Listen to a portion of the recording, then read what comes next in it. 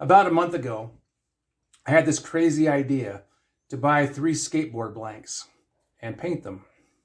And these right here are those skateboard blanks. I have a video for each one of these that I'm going to paint it. What I have here is my Skeksis from the movie Dark Crystal. This is my iguana eyeball. And this is my xenomorph from Alien. And this is a skull. I've done quite a few skulls on the page. And each one of these are pretty cool, I think. I know that painting skateboard blanks is pretty popular, and I just want to give it a try. I don't have the wheels or trunks for these things. I don't intend to put them on there because I'm not going to skate. The last time I skated, the $6 Million Man and the Incredible Hulk was on TV.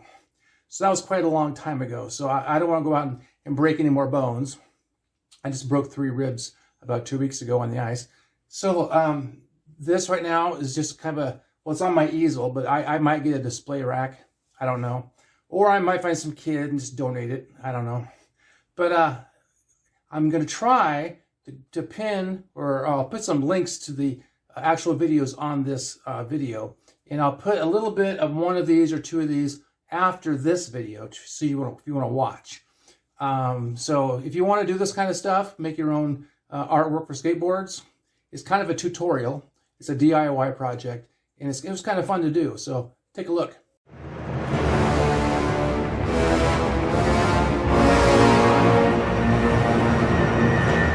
A few videos back, and I know you didn't see it, but I posted that I was going to do a skateboard. I went out and I ordered some blanks like this, and I just spent the last 5 hours putting this xenomorph and this skull on this skateboard. I've yet to do the final polyurethane spray, but I'm very, very happy with the way this turned out in this video, and let me know what you think in the comments. This was a very fun project to do, a painting on the skateboard. Skateboard is made out of wood, so it's very absorbent. I did find myself having to put this thing in the oven a couple of times to dry it out because my paint does tend to be a little bit sloppy. On this particular piece of work, I used ink, India ink. Sometimes with my other works, I will use thinned down Mars Black acrylic paint, but this I decided to go with the ink because I didn't think it would lift off. Sometimes if you use ink on board, well, not board, but on canvas, if you get it wet, it'll come up, and that's a problem.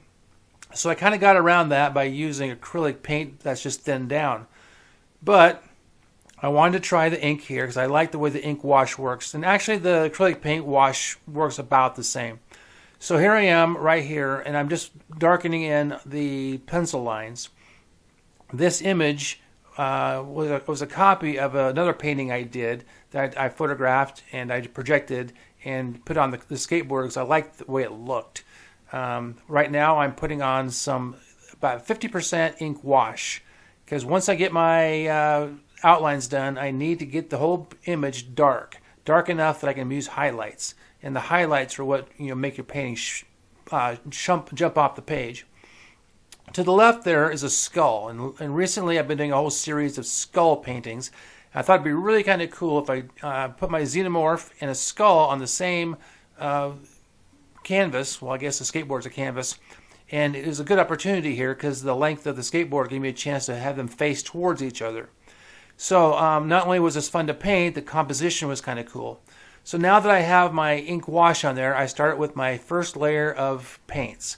This paint is a kind of a neutral blue-gray. It's not too light, it's not too dark, and I'm going to eventually darken it down and then lighten it up because the fun is in the highlights. So I've painted this painting before, and it's kind of funny because it was about 1.5 years ago I did it. I had to remember exactly what steps I took to make this work. And once I got going, it was like riding a bicycle. I remembered all the steps.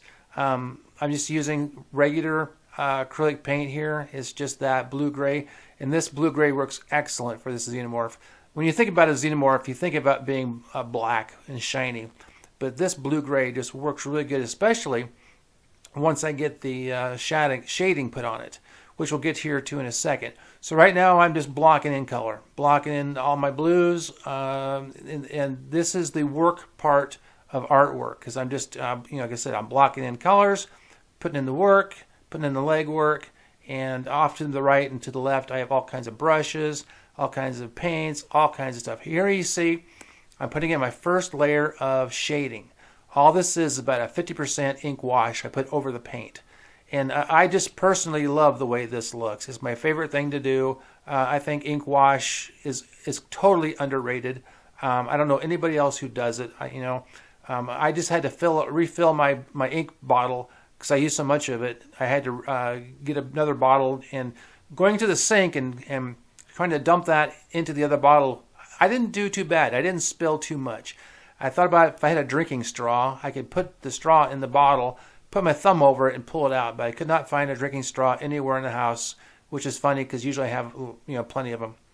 So right now I'm adding my gray tones. Oh, now I'm starting my first layer of highlights. This is where the fun begins. The fun begins with making this painting. I will do several layers of highlights. So this is just a little bit of white added to that gray, blue-gray paint.